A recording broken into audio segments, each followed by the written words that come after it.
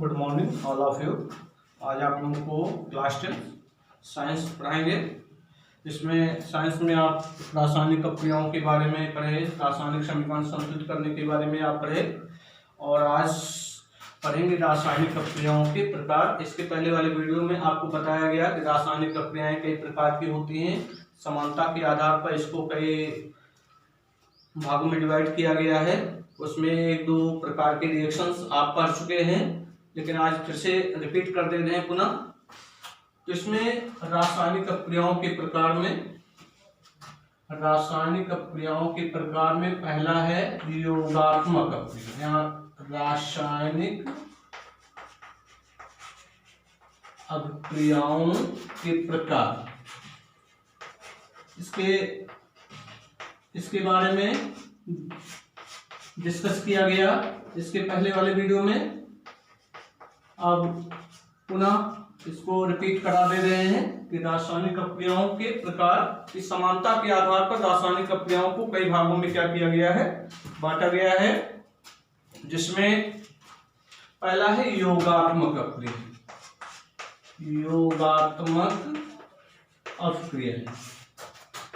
योगात्मक अपक्रियाएं,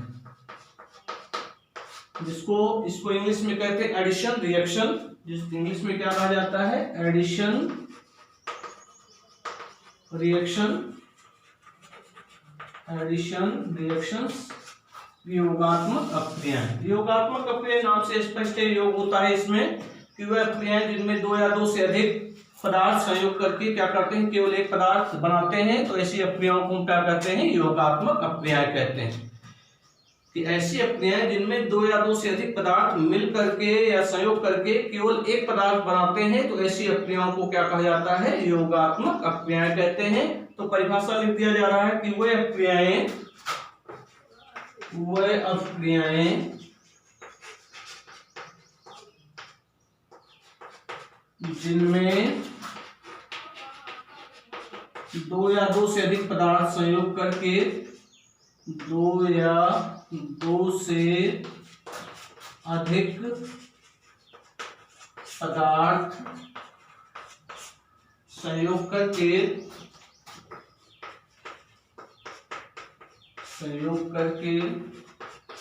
केवल एक पदार्थ बनाते हैं। संयोग करके केवल एक पदार्थ बनाते हैं, योगात्मक अपक्रियाएं कहलाते हैं।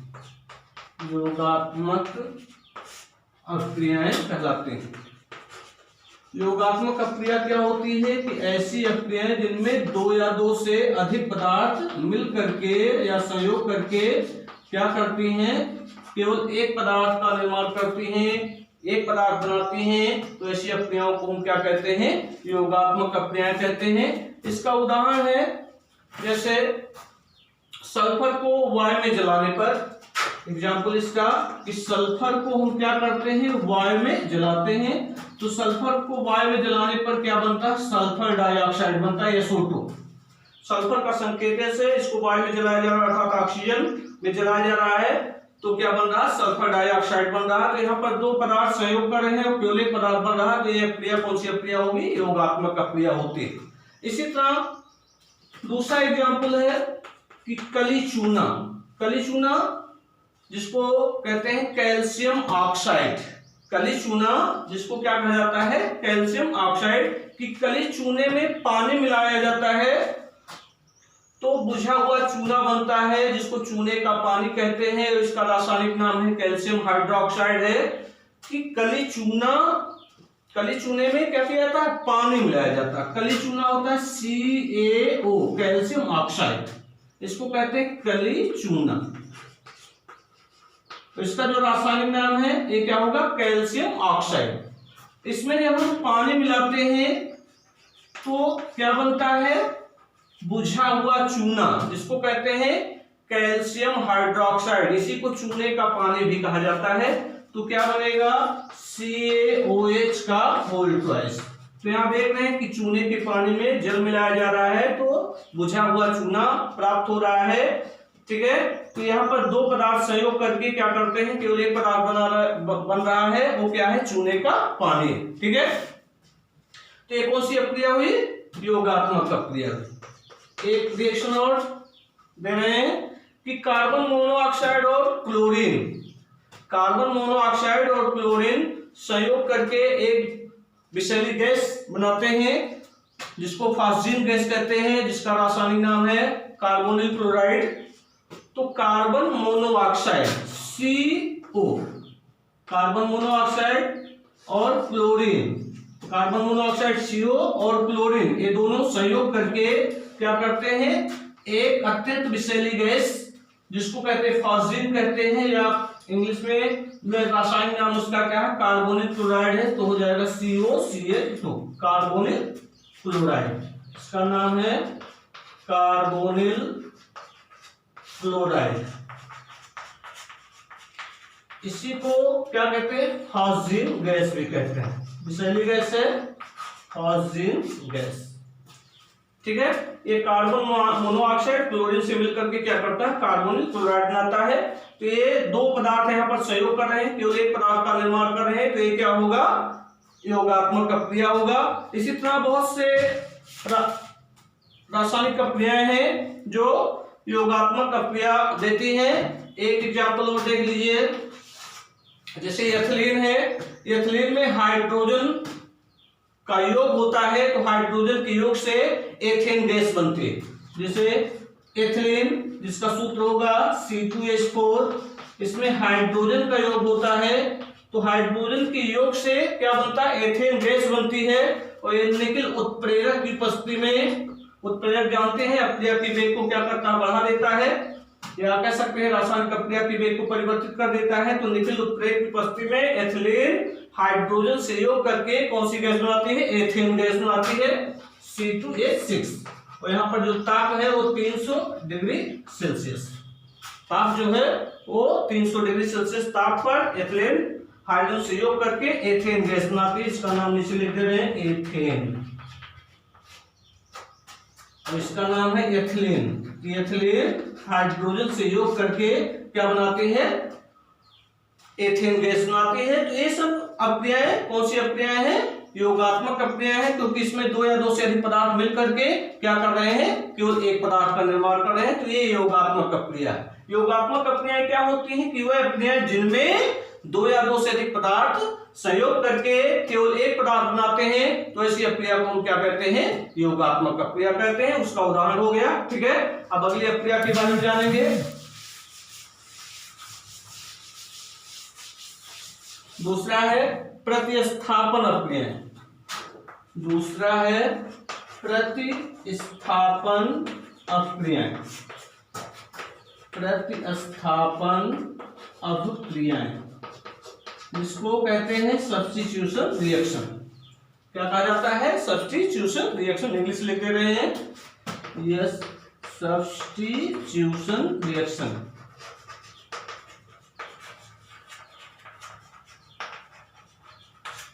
प्रतिस्थापन अक्रिया किसमें कि ऐसी अक्रियाएं कि वह ऐसी अक्रियाएं जिनमें किसी यौगिक के अणु के किसी परमाणु का, परमाणु या परमाणु समूह का दूसरे परमाणु या परमाणु समूह द्वारा क्या हो जाता है, प्रतिस्थापन हो जाता है। प्रतिस्थापन का मतलब उसको हटा करके उसके स्थान पे स्वयं आ जाता है।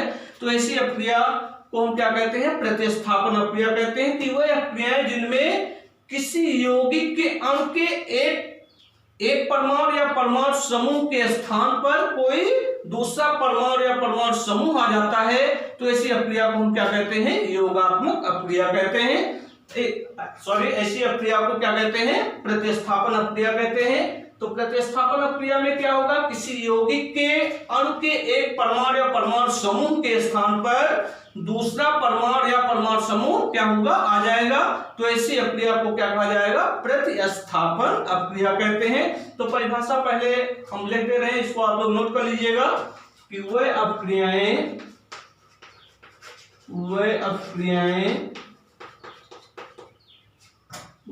अक्रियाएं जिनमें किसी यौगिक के अणु के एक परमाणु या परमाणु समूह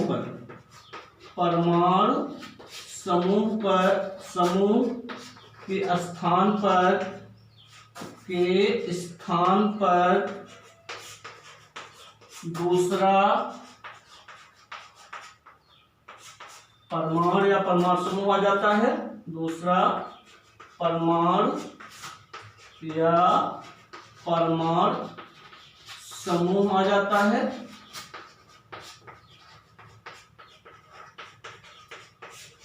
प्रतिस्थापन अक्रिया कहलाते हैं।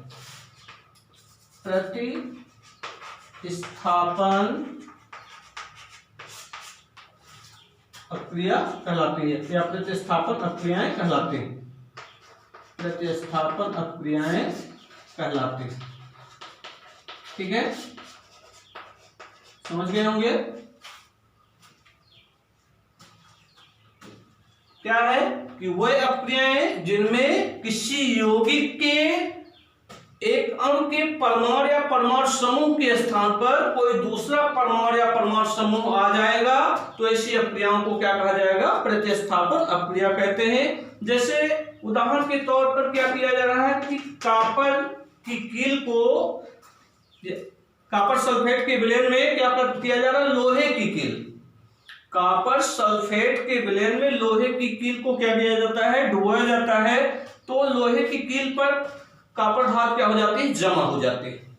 कॉपर सल्फेट के विलयन में लोहे की कील को डुबोने पर या डालने पर क्या होता है कि लोहे की कील पर क्या हो जाता है, कॉपर धातु जमा हो जाती है। ठीक है, जैसे देखिए कॉपर सल्फेट है, कॉपर सल्फेट का विलयन, इसका फार्मूला हो जाएगा CuSO4।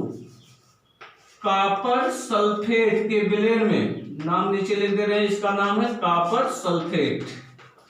कॉपर सल्फेट के विलयन में क्या किया जा रहा है, लोहे की कील अर्थात आयरन Fe, इसको क्या किया जा रहा है, डाला जा रहा है। तो अक्रिया होगी तो अक्रिया के फलस्वरूप क्या होगा कि लोहे की कील पर क्या हो जाएगा कि कॉपर धातु जमा हो जाती है। अब यहाँ देखिए, यहाँ कॉपर सल्फेट, यहाँ आयरन है, तो यहाँ कॉपर यहां से क्या हो जाएगा, विस्थापित हो जाएगा और इसके स्थान पर क्या होगा, आयरन आ जाएगा। ठीक है, तो यहां पर कॉपर सल्फेट के विलयन से कॉपर को आयरन क्या करता है, विस्थापित कर देता है। और क्यों विस्थापित करता है, क्योंकि आयरन कॉपर से क्या है, अधिक क्रियाशील है।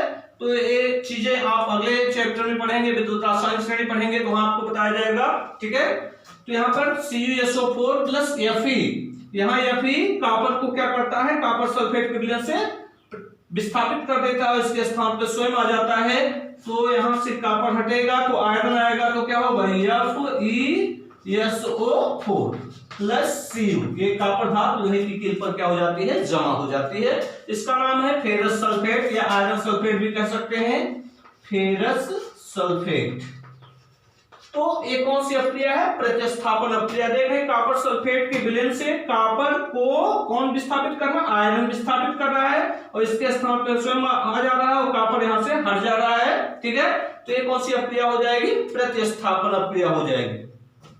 ठीक है, इसी तरह दूसरा एग्जाम्पल है, दूसरे एग्जाम्पल में जैसे सूर्य के प्रकाश की उपस्थिति में क्लोरीन गैस क्या किया जाता है, मेथेन में क्लोरीन गैस प्रोवाइड करते हैं। मेथेन का सूत्र होगा CH4, इसका नाम नीचे लिख दे रहे हैं मेथेन। मेथेन में क्या किया जा रहा है, क्लोरीन गैस प्रोवाइड किया जा रहा है, Cl2 प्रोवाइड कर रहे हैं किसकी उपस्थिति में, सूर्य के प्रकाश की उपस्थिति में। सूर्य के प्रकाश की उपस्थिति में मेथेन में क्लोरीन गैस क्या किया जा रहा है, प्रवाहित किया जा रहा है। तो प्रवाहित करने पर क्या होती है, अक्रिया होती है। इस अक्रिया में होगा क्या, इसमें मेथेन में इस हाइड्रोजन परमाणु का विस्थापन क्लोरीन परमाणु द्वारा क्या होता है, हो जाता है। तो यहां से एक हाइड्रोजन परमाणु निकलेगा और यहां से एक क्लोरीन परमाणु इसके स्थान पे आ जाएगा। ठीक है, तो यहाँ पर हाइड्रोजन विस्थापित हो रहा है, इसके स्थान पे क्लोरीन आ जा रहा है। तो यहां से हाइड्रोजन निकलेगा तो क्या होगा, CH3। हाइड्रोजन के एक परमाणु CH4 है, एक हाइड्रोजन परमाणु निकला, क्या बचा CH3। ठीक है, और इस हाइड्रोजन के स्थान पे क्या आएगा, क्लोरीन, तो क्लोरीन आ गया। ठीक है, अब यहाँ हाइड्रोजन निकला हुआ है, यहाँ क्लोरीन बचा हुआ है, यहाँ हाइड्रो क्लोरीन मिलकर के क्या बना देते हैं, HCl बना देते हैं, हाइड्रोजन क्लोराइड बना देते हैं। अब यहाँ देखिए इसका नाम क्या है, मेथिल क्लोराइड, मेथिल क्लोराइड या इसको क्लोरोमेथेन भी कहा जा सकता है। ठीक है, आगे चैप्टर में जब पढ़ेंगे ऑर्गेनिक कंपाउंड में आगे नाम आपको बताया जाएगा, तो उसमें आपको ये बताया जाएगा इसका नाम क्या होगा, क्लोरोमेथेन होगा, और साधारण नाम क्या है इसका, मेथिल क्लोराइड। ठीक है, तो यहाँ देखिए हाइड्रोजन के परमाणु का विस्थापन किसके द्वारा हो जा रहा है, क्लोरीन परमाणु द्वारा हो जा रहा है, जिससे क्या बन रहा है, मेथिल क्लोराइड बन रहा है, और क्या बन रहा है, हाइड्रोजन क्लोराइड बन रहा है। ठीक है, तो ये कौन सी अक्रिया हुई, प्रतिस्थापन अक्रिया हुई। ठीक है, एक सब प्रतिस्थापन अक्रिया का एग्जाम्पल है। एक उदाहरण और दे रहे हैं, इंपॉर्टेंट है, एथिल ब्रोमाइड।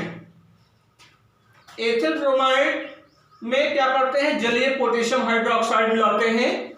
तीसरा एग्जाम्पल इसका, एथिल ब्रोमाइड सूत्र होगा C2H5Br। एथिल ब्रोमाइड में क्या किया जा रहा है, जलीय पोटेशियम हाइड्रोक्साइड मिलाया जा रहा है।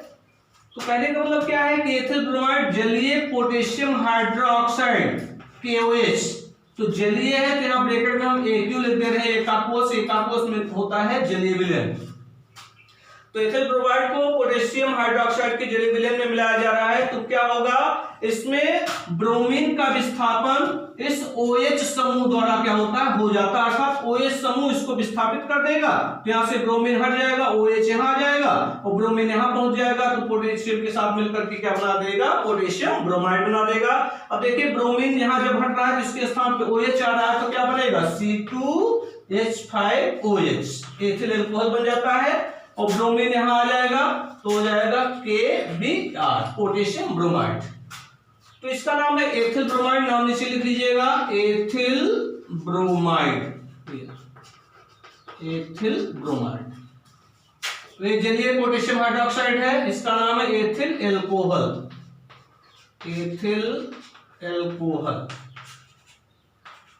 और इसका नाम है पोटेशियम ब्रोमाइड। तो देख रहे हैं ये भी कौन सी अक्रिया है, प्रतिस्थापन अक्रिया है, क्योंकि यहां पर एथिल ब्रोमाइड में ब्रोमीन परमाणु का विस्थापन OH समूह अर्थात हाइड्रोक्सिल समूह द्वारा हो जाने पर क्या बनता है, एथिल अल्कोहल बनता है, और ये ब्रोमीन पोटेशियम से मिलकर के क्या बना देता है, पोटेशियम ब्रोमाइड बना देता है। तो ये कौन सी अक्रिया हुई, प्रतिस्थापन अक्रिया। प्रतिस्थापन अक्रिया क्या होती है कि वह अक्रियाएं जिनमें किसी यौगिक के अणु के एक परमाणु या परमाणु समूह का विस्थापन दूसरे परमाणु या परमाणु समूह द्वारा हो जाता है, तो इसी अक्रिया को हम क्या कहते हैं, प्रतिस्थापन अक्रिया कहते हैं। ठीक है, तो ये दो अक्रियाएं आपको अगले वीडियो में, पिछले वाले वीडियो में बताया गया था, इसको पुनः रिपीट करा दिया गया है। फिर तीसरा अक्रिया है, तीसरी अक्रिया के बारे में पढ़ेंगे। तीसरी अक्रिया है अनुत्क्रमणीय अक्रिया,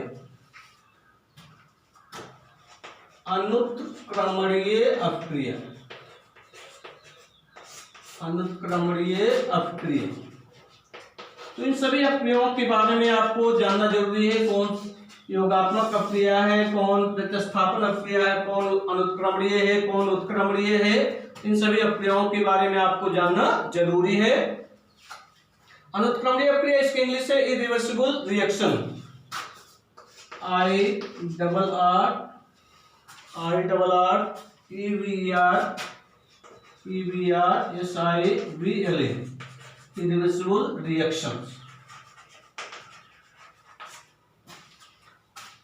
अब यहां थोड़ा आप समझ लीजिए कि जिस अनुत्क्रमणीय क्रिया क्या होती है, जैसे पोटेशियम क्लोराइड को हम क्या करते हैं, गर्म करते हैं। अभी डेफिनेशन लिखा रहे हैं, पहले आप समझ लीजिए कि पोटेशियम क्लोराइड को क्या किया जा रहा है, गर्म किया जा रहा है। KClO3 इसका नाम क्या है, KClO3, इसको कहते हैं पोटेशियम क्लोराइड। पोटेशियम क्लोराइड को गर्म करने पर ये क्या होता है, इसको हमने क्या किया, गर्म किया, गर्म करते हैं तो ये क्या बनता है, पोटेशियम क्लोराइड बनता है, और क्या बनता है, ऑक्सीजन, पोटेशियम क्लोराइड, और क्या बनता है, ऑक्सीजन बनता है। ठीक है, अब इसको बैलेंस करेंगे। बैलेंस करने के लिए देखिए, बैलेंस किए, यहाँ 3 ऑक्सीजन है और यहाँ 2 ऑक्सीजन है, तो बैलेंस करने के लिए हम यहाँ 2 से गुणा कर दें, यहाँ 3 से गुणा कर दें, तो 2 3 6, 3 6 ऑक्सीजन बराबर हो गया। लेकिन अब यहाँ 2 पोटेशियम है, ठीक है, और 2 क्लोरीन हो गया, तो यहाँ 2 पोटेशियम और 2 क्लोरीन लाने के लिए 2 से यहाँ क्या करेंगे, गुणा कर देंगे, तो ये समीकरण क्या हो गया, संतुलित हो गया। तो यहाँ हम अंतःक्रमणीय क्रिया के बारे में पढ़ रहे हैं कि पोटेशियम क्लोराइड को जब गर्म किया जा रहा है तो पोटेशियम क्लोराइड बन रहा है और क्या बन रहा है, ऑक्सीजन बन रहा है, ठीक है। लेकिन जब हम पोटेशियम क्लोराइड और इस ऑक्सीजन को, जैसे ये अभिकारी पदार्थ है, क्या हुआ, उत्पाद हुआ, लेकिन जब ये दोनों आपस में मिलते हैं तो ये पोटेशियम क्लोराइड नहीं बनता, ठीक है। तो कहने का मतलब क्या है कि ये अपक्रिया केवल एक ही दिशा में होते हैं, केवल अभिकारक से किसमें परिवर्तित हो जा रहा है, उत्पाद में परिवर्तित हो जा रहा है। तो हम कह सकते हैं कि वह अपक्रियाएं जो केवल एक ही दिशा में संपन्न होती हैं, ऐसी अपक्रियाओं को क्या कहते हैं, अनुत्क्रमणीय अपक्रिया कहते हैं। ऐसी अपक्रियाओं को क्या कहते हैं, अनुत्क्रमणीय अपक्रिया कहते हैं। तो परिभाषा आपको दिखा दे रहे हैं। परिभाषा क्या है कि ऐसी अपक्रियाएं जो केवल एक ही दिशा में संपन्न होती हैं या संपन्न हो सकती हैं, ऐसी अपक्रियाओं को क्या कहते हैं, अनुत्क्रमणीय अपक्रियाएं कहते हैं। तो परिभाषा क्या होगा कि वह अपक्रियाएं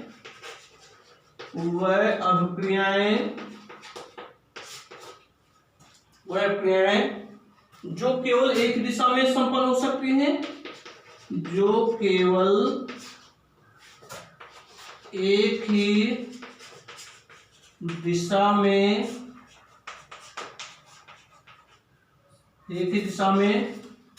संपन्न हो सकती हैं,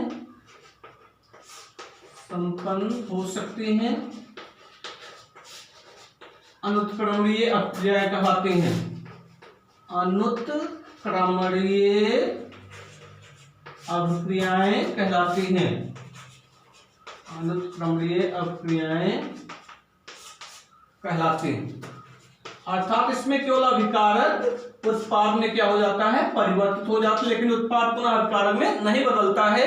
तो ये किसी भी दशा में उत्पाद अभिकारक में परिवर्तित नहीं होता है।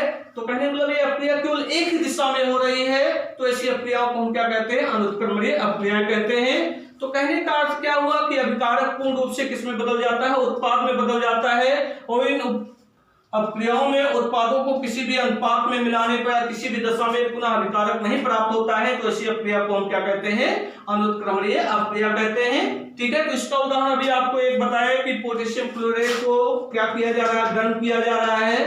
पोटेशियम क्लोराइड को जब गर्म करते हैं तो ये अभिकारी पदार्थ है, तो ये उत्पाद के रूप में क्या प्राप्त होता है, पोटेशियम क्लोराइड प्राप्त होता है और ऑक्सीजन क्या होता है, प्राप्त होता है। लेकिन ये जो उत्पाद है, उत्पाद को किसी भी अनुपात में या किसी भी दशा में मिलाने पर पुनः ये पोटेशियम क्लोराइड नहीं बनाता है, तो ये कौन सी अपक्रिया होगी, अनुत्क्रमणीय अपक्रिया होगी, ठीक है। और ये किसके अंतर्गत आ रही है, अनुत्क्रमणीय अपक्रिया के अंतर्गत आ रही है। तो और भी एग्जाम्पल है इसके अनुत्क्रमणीय अपक्रिया के। ये तो पहला एग्जाम्पल हो गया। दूसरा एग्जाम्पल आपको दे रहे हैं, जैसे सोडियम है, सोडियम जल के साथ अपक्रिया करके क्या बनाता है, सोडियम हाइड्रोक्साइड बनाता है और हाइड्रोजन गैस बनाता है, NaOH और हाइड्रोजन गैस बनाता है। अब इसको बैलेंस करेंगे, ठीक है। बैलेंस करने के लिए क्या किया जाएगा, अब देखिए यहाँ पर 2 हाइड्रोजन, यहाँ पर 1 हाइड्रोजन है और यहाँ पर 2 है, तो अगर यहाँ हम 2 से गुणा कर दें तो 2 4 हाइड्रोजन हो जाएगा, और यहाँ पर 2 हाइड्रोजन 2 से यहाँ गुणा कर दें तो 4 हाइड्रोजन हो जाएगा। अब देख रहे हैं 2 ऑक्सीजन हो गया और इधर भी क्या है, 2 ऑक्सीजन है, लेकिन यहाँ पर 2 सोडियम है, यहाँ 1 सोडियम है, 2 सोडियम लाने के लिए क्या करेंगे, 2 से गुणा कर देंगे, तो ये समीकरण क्या हो गया, संतुलित हो गया। अब देख रहे हैं सोडियम और जल आपस में अपक्रिया करते हैं, अर्थात ये अभिकारी पदार्थ है, ये आपस में अपक्रिया कर रहे हैं, तो क्या बन रहा, सोडियम हाइड्रोक्साइड और हाइड्रोजन गैस बन रहा है। लेकिन ये दोनों पुनः संयुक्त होकर के सोडियम और जल का निर्माण नहीं करते हैं, तो ये अपक्रिया केवल एक दिशा में होती है, तो इसे किसके अंतर्गत आएंगे, अनुत्क्रमणीय अपक्रियाओं के अंतर्गत आती हैं। इसी तरह तीसरा एग्जाम्पल है, सोडियम क्लोराइड को silver nitrate, NaCl, sodium chloride इसको कहते हैं नमक, AgNO3 silver nitrate, sodium chloride की अपक्रिया सिल्वर नाइट्रेट से कराया जा रहा है, तो क्या होगा, इसमें सोडियम नाइट्रेट से मिलकर के क्या बनाएगा, सोडियम नाइट्रेट बना देगा, और यहाँ पर क्लोरीन सिल्वर से मिल करके क्या बनाएगा, AgCl बनाएगा। तो ये दोनों आपस में संयोग करके सोडियम नाइट्रेट और सिल्वर क्लोराइड बना रहे हैं, लेकिन इनको पुनः किसी भी अनुपात में मिलाया जाए तो किसी भी दशा में क्या होते हैं, सोडियम क्लोराइड और सिल्वर नाइट्रेट नहीं बनाते हैं। तो यह क्रिया केवल एक ही दिशा में संपन्न हो रही है, तो ऐसी अपक्रिया क्या होगी, अनुत्क्रमणीय अपक्रिया होती है। तो ऐसे बहुत से उदाहरण हैं, ठीक है, जो आपको आपके उसमें मिलेंगे बुक में, ठीक है। तो परिभाषा क्या होगी कि वह अपक्रियाएं जो केवल एक ही दिशा में संपन्न हो सकती हैं, तो ऐसी अपक्रियाओं को हम क्या कहते हैं, अनुत्क्रमणीय अपक्रिया कहते हैं, ठीक है। अब अगला है, खोल दे रहे हैं इसको। अगली अपक्रिया है उत्क्रमणीय अपक्रिया। उत्क्रमणीय अपक्रिया, जिसको इंग्लिश में कहते हैं रिवर्सिबल रिएक्शन, इसको इंग्लिश में कहा जाता है reversible reaction, REVERSIBLE, reversible reaction, उत्क्रमणीय अपक्रिया। देखिए थोड़ा यहाँ पहले आप समझ लिए, तो आपको या तो पहले परिभाषा आपको लिखा दे रहे हैं, तो उसके बाद धीरे धीरे समझा रहे हैं कि ऐसी अपक्रियाएं उत्क्रमणीय अपक्रिया क्या होती है, जो अग्र और पश्च दोनों दिशा में होते हैं, अर्थात अभिकारक उत्पाद में परिवर्तित हो जाता है और उत्पाद पुनः मिल करके क्या होता है, अभिकारक बना देता है। तो ऐसी अपक्रियाओं को हम क्या कहते हैं, उत्क्रमणीय अपक्रिया कहते हैं। कि वह अपक्रियाएं जो दोनों दिशाओं में क्या होती हैं, संपन्न होती हैं, और कंडीशन क्या है कि समान परिस्थितियों में, कि वह अपक्रियाएं समान परिस्थितियों में जो दोनों दिशाओं में चल सकती हैं, तो ऐसी अपक्रियाओं को हम क्या कहते हैं, उत्क्रमणीय अपक्रिया कहते हैं। कि ऐसी अपक्रियाएं जो अग्र और पश्च दोनों दिशाओं में होती हैं समान परिस्थितियों में, तो ऐसी अपक्रियाओं को क्या कहा जाता है, उत्क्रमणीय अपक्रिया कहा जाता है। तो पहले आप उत्क्रमणीय अपक्रिया की परिभाषा आप देख लीजिए कि वह अपक्रियाएं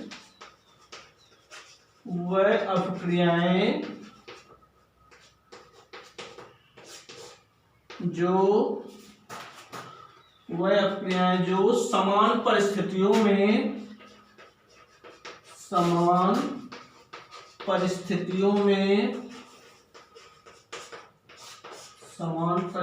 में दोनों दिशाओं में हो सकती हैं, समान परिस्थितियों में दोनों दिशाओं में हो सकती हैं, दोनों दिशाओं में हो सकती हैं, दोनों दिशाओं में हो सकती हैं, उत्क्रमणीय अपक्रियाएं कहलाती हैं। उत्क्रमणीय अपक्रियाएं कहलाती हैं, अपक्रियाएं कहलाती हैं, दोनों दिशा में होती है, अग्र दिशा में भी होती है और विपरीत दिशा में भी होती है। तो दोनों दिशाओं में अगर समान परिस्थितियों में हो जा रही है, तो ऐसी अपक्रिया क्या कहलाएगी, उत्क्रमणीय अपक्रिया कहलाती है, ठीक है। अब जैसे हम उदाहरण के तौर पर ले रहे हैं, अभी आपको समझा रहे हैं कि जैसे रक्त तप्त लोहे पर हम भाप प्रवाहित करते हैं, तो यहाँ अभी नोट नहीं करना, आप समझ लीजिए। और एक चीज और थोड़ा ध्यान दीजिए कि उत्क्रमणीय अपक्रियाओं में अभिकारकों और उत्पादों के बीच में जो तीर लगा होता है, इस तीर के स्थान पर हम उत्क्रमणीयता का चिन्ह प्रयोग करते हैं। हाफ तीर वन साइड में, हाफ एरो अदर साइड में, तो ये उत्क्रमणीयता का चिन्ह है। इस चिन्ह द्वारा हम क्या करते हैं, उत्क्रमणीय अपक्रियाओं को प्रदर्शित करते हैं। कि उत्क्रमणीय अपक्रियाओं में अभिकारकों और उत्पादों में जो तीर या बराबर का चिन्ह लगा होता है, उसके स्थान पे हम उत्क्रमणीयता का क्या करते हैं, चिन्ह लगाते हैं। ये चिन्ह लगाया जाता है, ठीक है, तो ध्यान रखिएगा। तो उदाहरण के तौर पर आप देखिए, ये अपक्रियाएं समान परिस्थितियों में होती हैं। जैसे हम बात कर रहे हैं कि रक्त तप्त या लाल तप्त लोहे पर क्या किया जा रहा है, भाप प्रवाहित किया जा रहा है। तो भाप प्रवाहित करने पर जो आयरन है वो लोहे की चुंबकीय ऑक्साइड और हाइड्रोजन गैस में क्या हो जाता है, परिवर्तित हो जाता है। रिएक्शन देखिए, जैसे आयरन है, ये क्या है, रक्त रक्त तप्त है मतलब गर्म है, गर्म है, इस पर हम क्या कर रहे हैं, भाप प्रवाहित कर रहे हैं। भाप प्रवाहित करने मतलब H2O प्रवाहित किया जा रहा है। तो ये आयरन जो है वो चुंबकीय ऑक्साइड में बदल जाता है, अर्थात लोहे के ऑक्साइड में परिवर्तित हो जाता है। और लोहे का ऑक्साइड क्या होगा, Fe3O4 फेरिक ऑक्साइड, Fe3O4 चुंबकीय ऑक्साइड में क्या हो जाता है, परिवर्तित हो जाता है, चुंबकीय ऑक्साइड में परिवर्तित हो जाता है और हाइड्रोजन गैस बनाते हैं। तो क्या किया जा रहा है कि रक्त तप्त लोहे पर भाप प्रवाहित करने पर ये लोहा जो है वो चुंबकीय ऑक्साइड में बदल जाता है और हाइड्रोजन गैस क्या होती है, बनती है। तो रिएक्शन बैलेंस नहीं है, तो बैलेंस करने के लिए यहाँ देखिए सीधे स्पष्ट है, 3 आयरन है तो 3 आयरन लाने के लिए हम 3 से क्या कर देंगे, गुणा कर देंगे।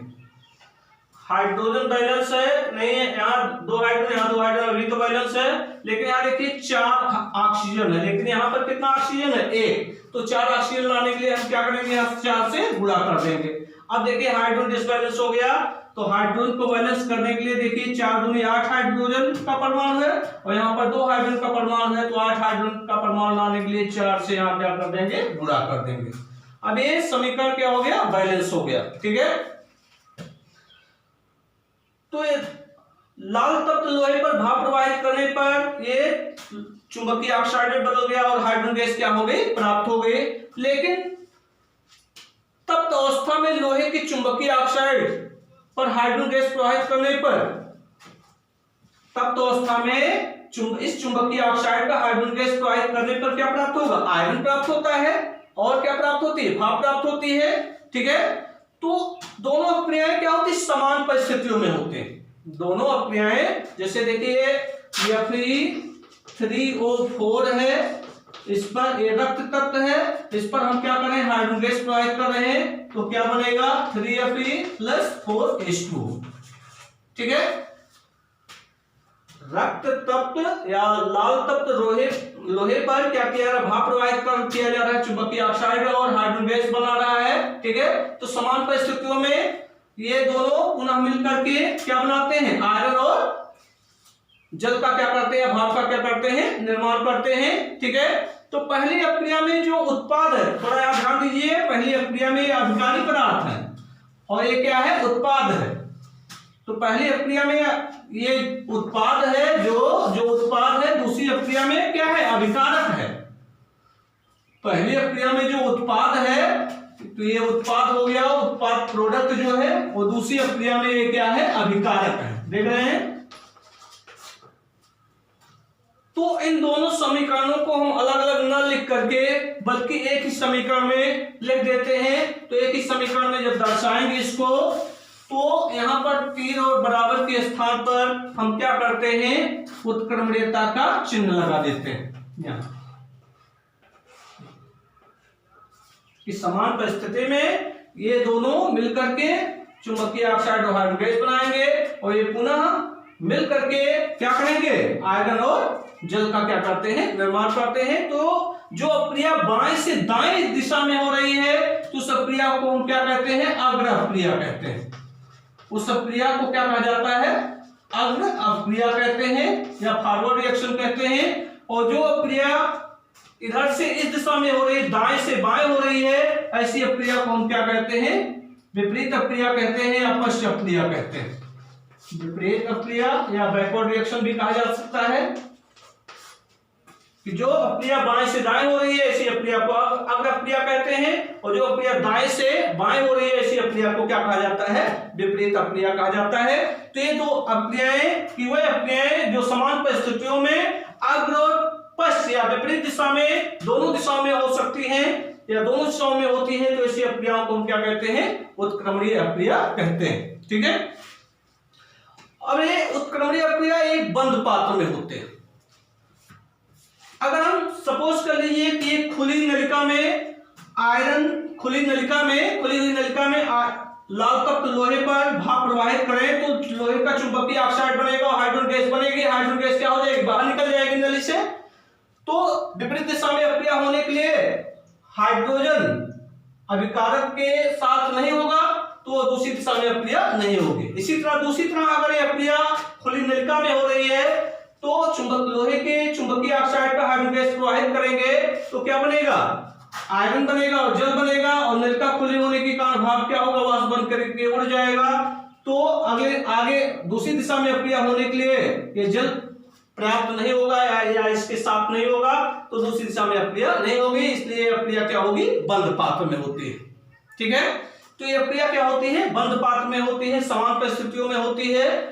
और एक चीज और है कि उत्क्रमणीय अक्रियाओं का एक प्रमुख लक्षण है कि उत्क्रमणीय अक्रियाएं क्या होती हैं, साम्यावस्था स्थापित करते हैं। क्या स्थापित करती हैं, साम्यावस्था स्थापित करती हैं। ठीक है, साम्यावस्था का मतलब जिस दर से अगर अक्रिया होती है उसी दर से क्या होती है, विपरीत अक्रिया होती है। अर्थात वो साम्यावस्था की स्थिति में अग्र और पश्च अक्रिया की दरें क्या हो जाती हैं, समान हो जाती हैं, और अभिकारकों की सांद्रताएं और उत्पादों की सांद्रताएं भी क्या होती हैं, स्थिर हो जाती हैं। ठीक है, समय के साथ परिवर्तित नहीं होती हैं। ठीक है, तो कहने का मतलब क्या है कि उत्क्रमणीय अक्रियाएं क्या स्थापित करती हैं, साम्यावस्था स्थापित करती हैं। ठीक है, और उत्क्रमणीय अक्रियाओं का साम्यावस्था में आना एक प्रमुख लक्षण है।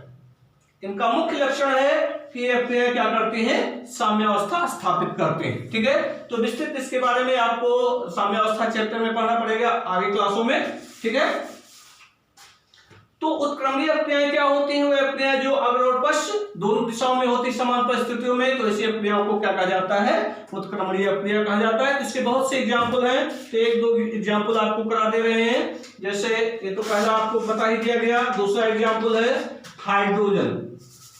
एक बंद पात्र में हाइड्रोजन और आयोडीन गैस को मिलाने पर क्या बनता है, हाइड्रोजन आयोडाइड बनता है, और हाइड्रोजन आयोडाइड पुनः टूट करके हाइड्रो आयोडीन गैस में क्या हो जाता है, परिवर्तित हो जाता है।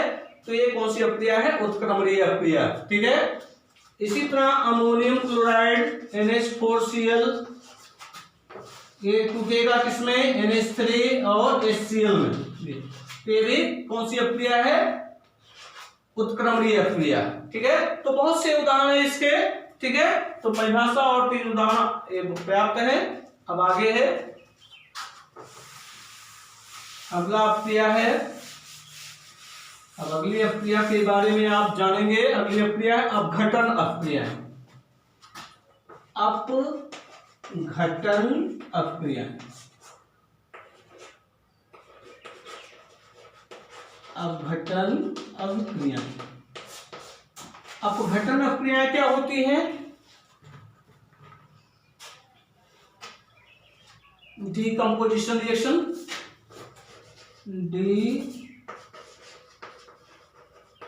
डीकंपोजिशन रिएक्शंस, डीकंपोजिशन रिएक्शंस, अपघटन अक्रियाएं। अपघटन अक्रियाएं क्या होती हैं कि वह अनुत्क्रमणीय अक्रिया, थोड़ा यहां ध्यान रखिएगा। अपघटन अक्रियाएं कैसी होती है, अनुत्क्रमणीय होती है। अभी अनुत्क्रमणीय की चर्चा की गई, अनुत्क्रमणीय होती है तो इसका मतलब ये अनुत्क्रमणीय होती है। अपघटन अक्रियाएं क्या होती हैं, अनुत्क्रमणीय होती है, अर्थात ये केवल एक ही दिशा में हो सकती हैं। अभिकारक से किसमें बदल जाएंगे, उत्पाद में बदल जाएंगे, अर्थात एक ही दिशा में होती है। ठीक है, तो अपघटन चाहे अगर वो विद्युत के प्रभाव में होगा तो विद्युत अपघटन होगा, अगर उष्मा के प्रभाव में होगा तो उष्मीय अपघटन होगा। तो अपघटन अक्रियाएं दो हो सकती हैं, एक तो विद्युत अपघटन हो सकता है, अगर विद्युत के प्रभाव में अपघटन हो रहा है तो वैद्युत अपघटन होगा, और उष्मा के प्रभाव में हो रहा है तो क्या हो जाएगा, उष्मीय अपघटन होगा। तो इसका मतलब अपघटन अक्रियाएं कितने प्रकार की हुई, 2 प्रकार के, वैद्युत अपघटन और उष्मीय अपघटन। तो वैद्युत अपघटन के बारे में भी आप विस्तृत चर्चा अगली कक्षाओं में आप करेंगे, उष्मीय अपघटन के बारे में भी आप पढ़ेंगे, है ना। तो अगर ये अपघटन की प्रक्रिया उस विद्युत के प्रभाव में होगा तो विद्युत अपघटन होगा, उष्मा के प्रभाव में होगा तो क्या कहलाएगा, उष्मीय अपघटन कहलाता है। ठीक है, अब जैसे परिभाषा की बात कर रहे हैं कि अनुत्क्रमणीय अक्रियाएं क्या, कि अपघटन अक्रियाएं वह अनुत्क्रमणीय अक्रिया है या वह अनुत्क्रमणीय अक्रियाएं जिसमें किसी पदार्थ के अणु 2 या 2 से अधिक पदार्थों में क्या हो जाते हैं, टूट जाते हैं, विभाजित हो जाते हैं, 2 या 2 से अधिक सरल अणुओं में विभाजित हो जाते हैं। तो ऐसी अक्रियाओं को क्या कहते हैं, अपघटन कहते हैं। ठीक है, अगर ये अपघटन विद्युत के प्रभाव में होगा तो वैद्युत अपघटन कहलाएगा, उष्मा के प्रभाव में होगा तो क्या कहलाएगा, उष्मीय अपघटन कहलाता है। ठीक है, तो अपघटन अपक्रियाएं क्या होती हैं, अनुत्क्रमणीय अपक्रियाएं होती हैं। वह अनुत्क्रमणीय अपक्रिया जिसमें क्या होगा, किसी पदार्थ के अणु दो या दो से अधिक सरल अणुओं में क्या हो जाते हैं, विभाजित हो जाते हैं, अपघटन कहलाती है। और ये अपक्रिया सामान्यतः किसके किसके प्रभाव में हो सकती है, विद्युत के प्रभाव में हो जाएगी और उष्मा के प्रभाव में होगी। विद्युत के प्रभाव में होगी तो विद्युत अपघटन, उष्मा के प्रभाव में होगी तो क्या होगा, उष्मीय अपघटन होगा। परिभाषा आप लिख दे रहे हैं, परिभाषा क्या होगी अपघटन अपक्रिया की, परिभाषा लिख लीजिए, वह अनुत्क्रमणीय अपक्रिया, वह अनुत्क्रमणीय अपक्रिया, वह अनुत्क्रमणीय अपक्रिया जिसमें किसी पदार्थ के अणु, जिसमें किसी पदार्थ के अणु दो या दो से अधिक सरल अणुओं में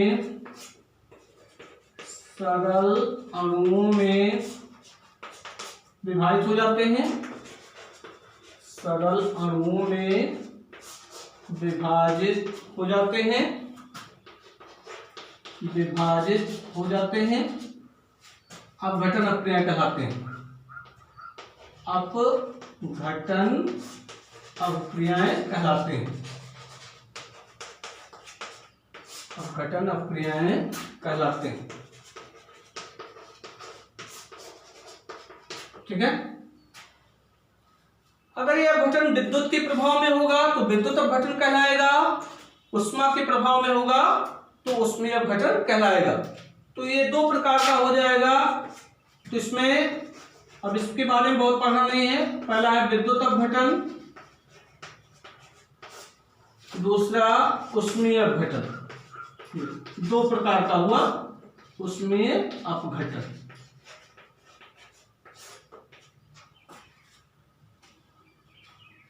जैसे कॉपर सल्फेट के विलयन में क्या किया जाए, विद्युत प्रवाहित किया जाए तो एक कॉपर आयन और सल्फेट आयन में क्या हो जाएगा, टूट जाएगा, तो उसका अपघटन हो जाएगा, विद्युत अपघटन कहलाएगा। ठीक है, उष्मीय अपघटन उष्मा के प्रभाव में होगा। जैसे उष्मीय अपघटन में उष्मा देंगे, गर्म करेंगे, तो एग्जाम्पल दे रहे हैं, एक एग्जाम्पल आप देख लीजिए, एक दो एग्जाम्पल। पहला जैसे पोटेशियम क्लोराइड का ही ले लीजिए, इसके पहले आप पढ़े पोटेशियम क्लोराइड।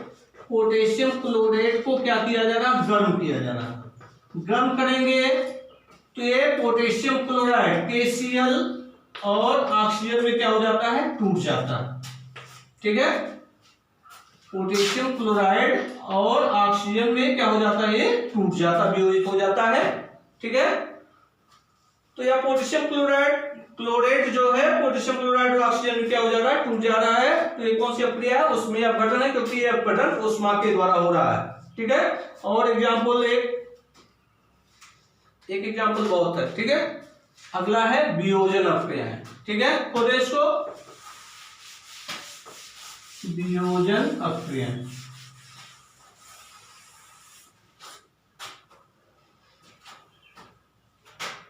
वियोजन अपक्रिया,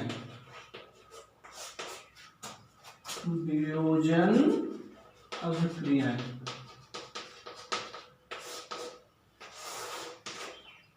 तो अपघटन अपक्रिया और वियोजन अपक्रिया में अंतर है कि अपघटन अपक्रिया अनुत्क्रमणीय होती है और वियोजन क्या होता है, उत्क्रमणीय होता है।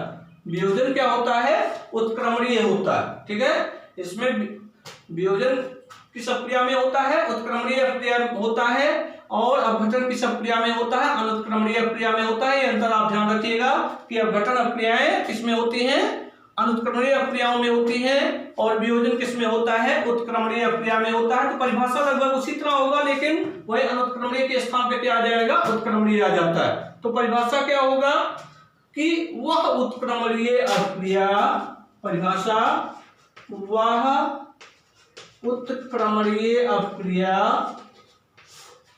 वह उत्क्रमणीय अभिक्रिया जिसमें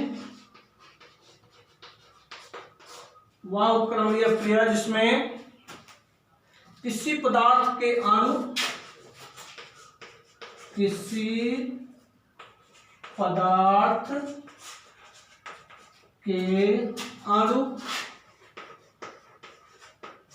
क्या होंगे, दो या दो से अधिक सरल अणुओं में विभाजित हो जाते हैं, वियोजन अभिक्रिया कहलाते हैं। अणु दो या दो से अधिक सरल अणुओं में विभाजित हो जाते हैं, सरल अणुओं में विभाजित हो जाते हैं, विभाजित हो जाते हैं। क्या कहलाएगा, वियोजन अभिक्रिया कहलाते हैं, वियोजन अभिक्रियाएं कहलाते हैं, वियोजन अभिक्रियाएं कहलाती हैं। परिभाषा इसका क्लियर हुआ।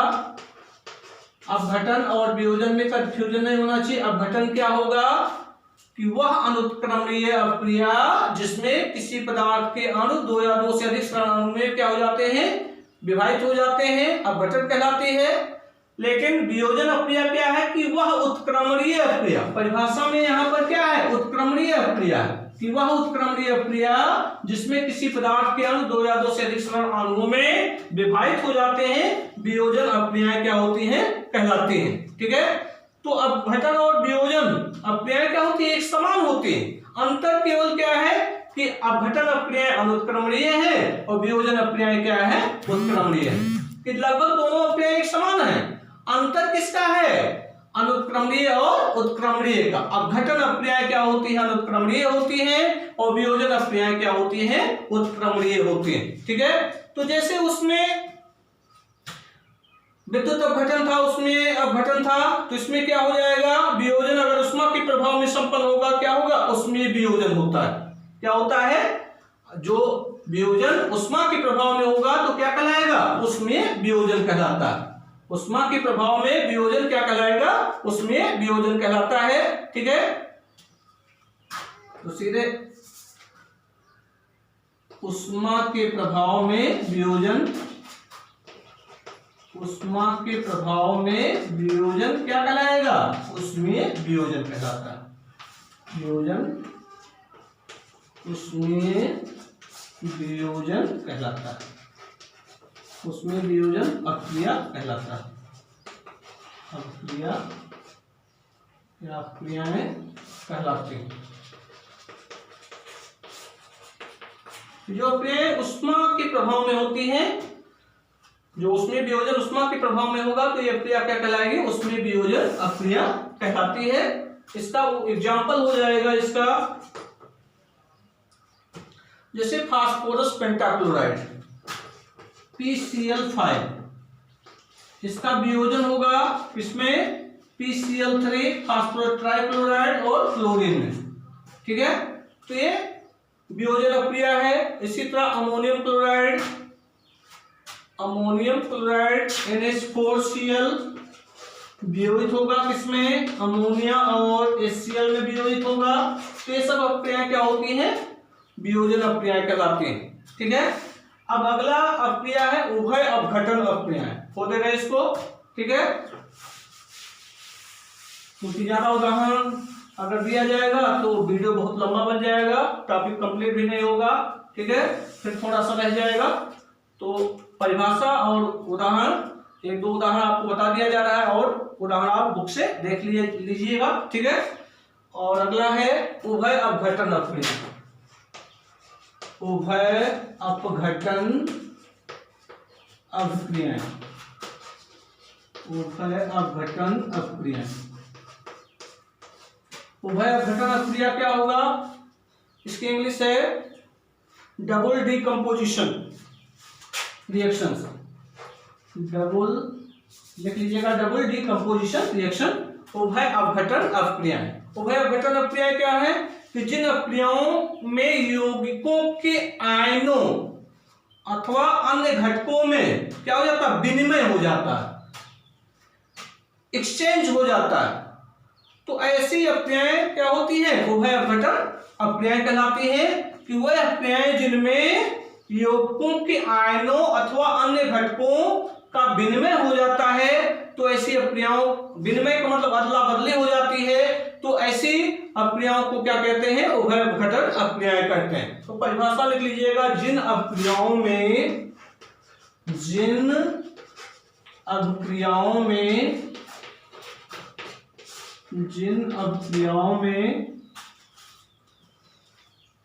यौगिकों के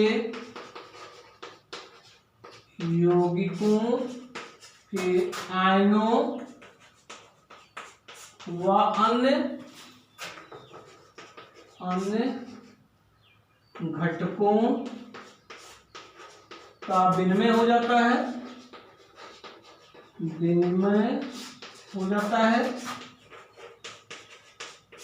उभय अपघटन अक्रियाएं कहलाती हैं। उभय अपघटन अक्रियाएं कहलाती हैं। उभय अपघटन अक्रियाएं कहलाती हैं। उभय अपघटन अक्रियाएं कहलाती हैं। ठीक है, उदाहरण इसका एग्जाम्पल कि जिन अभिक्रियाओं में यौगिकों के आयनों अथवा अन्य घटकों का क्या हो जाता है, विनिमय हो जाता है या अदला बदली हो जाती है, एक्सचेंज हो जाता है, तो ऐसी अक्रियाएं क्या कहलाती है, उभय अपघटन अक्रियाएं कहलाती हैं। जैसे उदाहरण के तौर पर सिल्वर नाइट्रेट AgNO3 की अक्रिया किससे हो रहा है, सोडियम क्लोराइड से हो रहा है, NaCl से हो रहा है। तो अब इसके पहले आपने देखा कि Ag किससे मिलेगा, क्लोरीन से, तो हो जाएगा AgCl। अक्रिया थोड़ा ध्यान से देखिएगा, और यहां पर क्या आएगा, सोडियम, तो हो जाएगा NaNO3।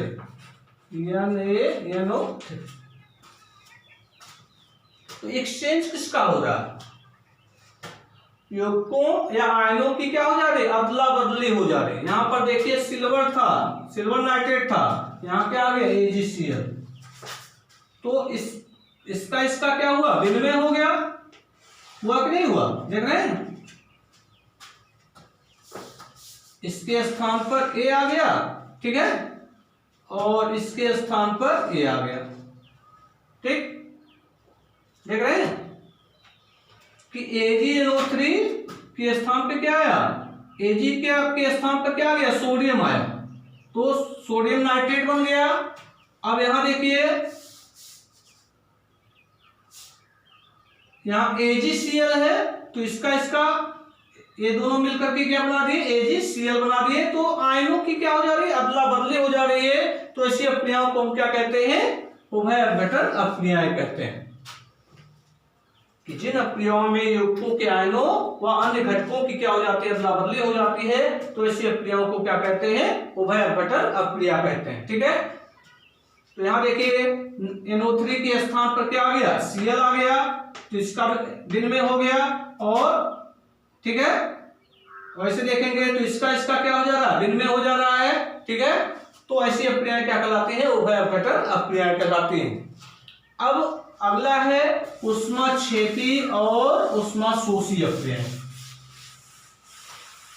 यहां पर आपको केवल नाम और अक्रियाओं की परिभाषाएं और एक दो एग्जाम्पल के बारे में जानना, इतने जानना है। ठीक है, और आप आगे उच्च क्लासों में भी पढ़ेंगे। ऊष्माक्षेपी अक्रियाएं, नाम से ही स्पष्ट है, ऊष्माक्षेपी कि वह अक्रियाएं जिनमें ऊष्मा क्या होती है या ऊर्जा क्या होती है, मुक्त होती है, ऐसी अक्रियाओं को क्या कहते हैं, ऊष्माक्षेपी अक्रियाएं कहते हैं। ठीक है, तो परिभाषा लिख लीजिएगा, ऐसी अक्रियाएं जिनमें ऊर्जा या ऊष्मा मुक्त होती है, जिनमें ऊष्मा मुक्त होती है ऊष्माक्षेपी अपक्रियाएं कहलाते हैं। ऊष्माक्षेपी अपक्रियाएं कहलाती हैं।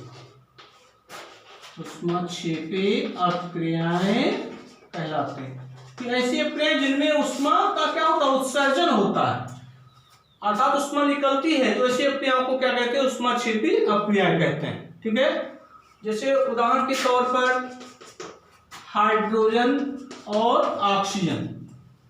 हाइड्रोजन और ऑक्सीजन गैसों की अपक्रिया से जल बनने की क्रिया में भी ऊष्मा क्या होती है, उत्पन्न होती है, प्लस H2O।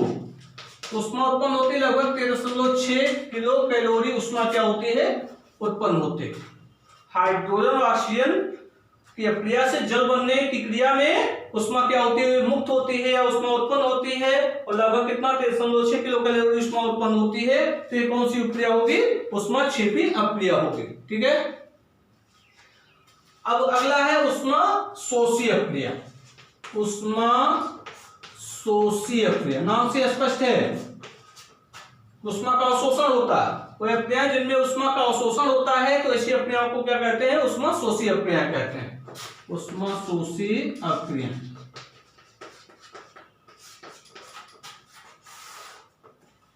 ठीक है, तो परिभाषा क्या होगा कि वह अपक्रियाएं जिनमें ऊष्मा अवशोषित होती है, वह अपक्रियाएं, लिख लीजिएगा परिभाषा, वह अपक्रियाएं जिनमें ऊष्मा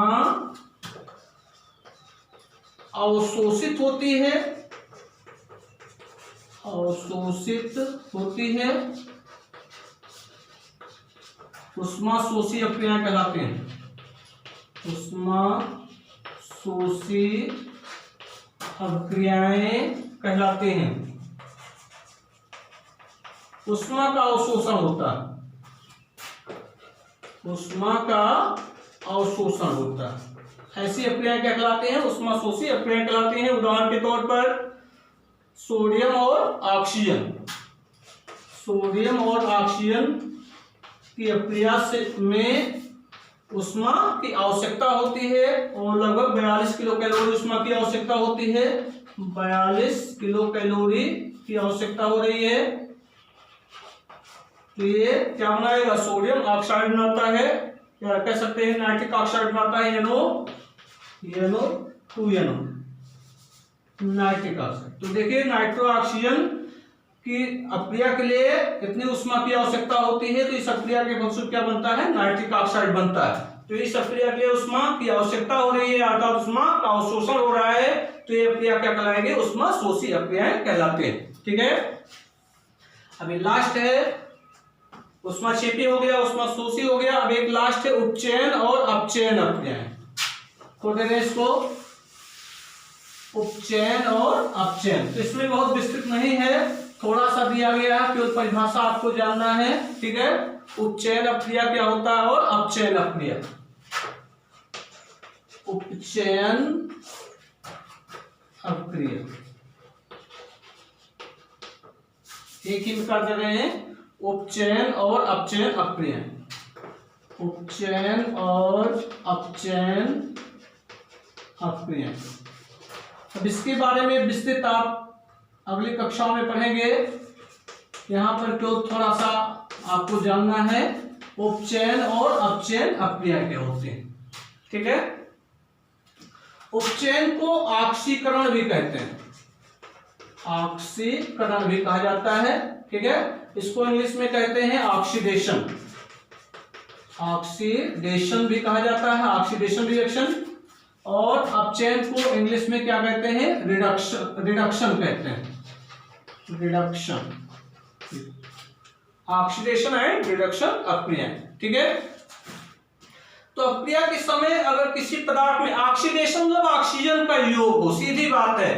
उपचयन या ऑक्सीकरण में ऑक्सीजन का योग होगा तो क्या कहलाएगा, ऑक्सीकरण होगा या उपचयन होगा। ठीक है, और ऑक्सीजन अगर निकलेगा, ऑक्सीजन अगर निकलेगा हाइड्रोजन का योग होगा तो क्या कहलाएगा, रिडक्शन कहलाएगा। सीधे ऑक्सीजन का योग ऑक्सीकरण ठीक है, हाइड्रोजन का योग क्या होगा, अपचयन होगा। सिंपली परिभाषा है, सिंपल परिभाषा है, और विस्तृत रूप से पढ़ाएंगे तो वीडियो बहुत लंबा हो जाएगा, तो आपके सिलेबस में जितना दिया है उतना ही पढ़िए। ठीक है, तो उपचयन क्या है कि अभिक्रिया के समय किसी पदार्थ में ऑक्सीजन की वृद्धि होने को क्या कहते हैं, उपचयन कहते हैं। ठीक है, और किसी पदार्थ में ऑक्सीजन का ह्रास होने पर उसका क्या हो जाता है, अपचयन हो जाता है। ऑक्सीजन का जोड़ना ऑक्सीकरण या उपचयन, और ऑक्सीजन का निकलना क्या कहलाएगा, अपचयन या रिडक्शन कहलाता है। ठीक है, तो सिंपली परिभाषा लिख लीजिए, अभिक्रिया में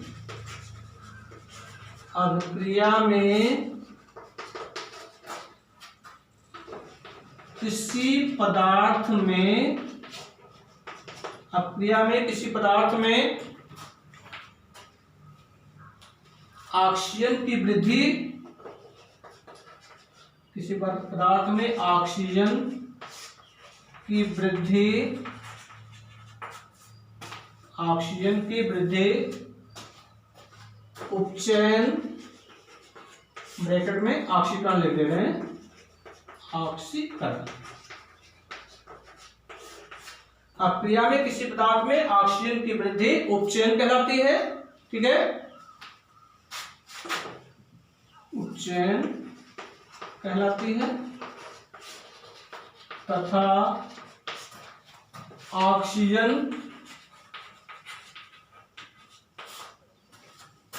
के ह्रास होने पर,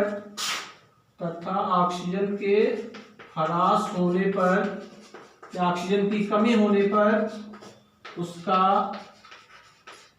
अपचयन हो जाता है,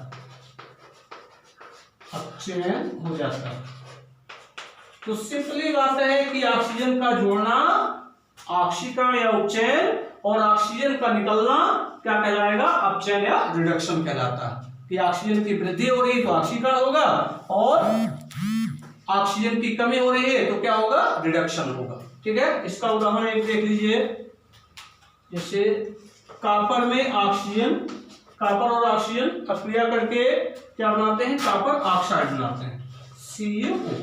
बैलेंस करने के लिए 2 से यहाँ गुणा करेंगे, 2 से यहाँ भी गुणा कर देंगे। ठीक है, अब यहाँ देखिए कॉपर अकेले है और इसमें ऑक्सीजन का योग हो गया, तो कॉपर इसमें जुड़ गया तो क्या बन गया, कॉपर ऑक्साइड बन गया। ठीक है, तो कॉपर में ऑक्सीजन की क्या हो रही है, वृद्धि हो रही है, अर्थात कॉपर में ऑक्सीजन जुड़ गया, तो इसका क्या होगा, ऑक्सीकरण होता है। क्या होता है, ऑक्सीकरण होता है। इसी तरह तो कॉपर का क्या हो रहा है, यहाँ पर ऑक्सीकरण हो रहा है। ठीक है, अब दूसरी रिएक्शन में क्या होगा कि कॉपर ऑक्साइड और हाइड्रोजन, कॉपर ऑक्साइड में हाइड्रोजन गैस प्रवाहित कर रहे हैं, तो कॉपर ऑक्साइड में जब हाइड्रोजन गैस प्रवाहित किया जाएगा तो इसमें से ऑक्सीजन क्या हो जाएगा, निकल जाएगा, और जल से मिलकर के क्या बनाएगा, ये H2O प्लस, यहाँ क्या हो गया, Cu। ठीक, कॉपर ऑक्साइड में हाइड्रोजन गैस क्या किया जा रहा है, प्रवाहित किया जा रहा है, तो इसकी सतह पर काली परत भूरे रंग की हो जाती है। इसकी सतह जो होती है काले रंग की होती है, तो काली परत जो होती है भूरे रंग की हो जाती है। ठीक है, अब यहाँ देख रहे हैं कॉपर ऑक्साइड से यहाँ पर हाइड्रोजन क्या हो जा रहा है, निकल जा रहा है, Cu में से ऑक्सीजन का ह्रास हो रहा है, इसका मतलब इसका उपचयन हो रहा है, और इसमें हाइड्रोजन में ऑक्सीजन जुड़ रहा है, तो इसका क्या हो रहा है, ऑक्सीकरण हो रहा है।